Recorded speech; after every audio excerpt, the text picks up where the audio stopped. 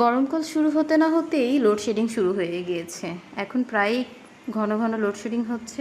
বাসায় যেহেতু কারেন্ট নেই, তাই একটু চলে গিয়েছিলাম ছাদে ঘোরার জন্য। ছাদে যেতে না যেতেই আমার ছেলে বায়না ধরেছে কেক খাবো। আমি তো কেক বানাতে পারি না, তাই চিন্তা করলাম যাই আটা ময়দা সুজি দিয়ে কিছু একটা বানিয়ে দিই।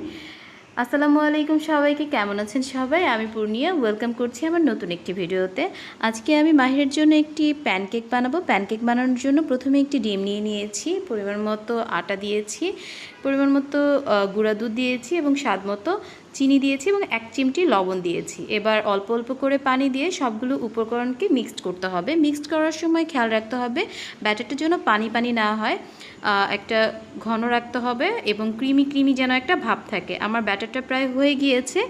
আমার ব্যাটারটা প্রায় দেখতেই পাচ্ছেন কীরকম ঘন হয়েছে এবং ক্রিমি ক্রিমি হয়েছে। এ পর্যায়ে আমি ফ্রাই প্যানে 1 চামচ ঘি দিয়ে দিয়েছি। ঘিটা যখন গলে আসবে ঠিক এমন সময়ে গরম হয়ে গেলে, ফ্রাই প্যানটা গরম হয়ে গেলে, ঘিটা গলে আসলে আমি ব্যাটারটা দিয়ে দিব।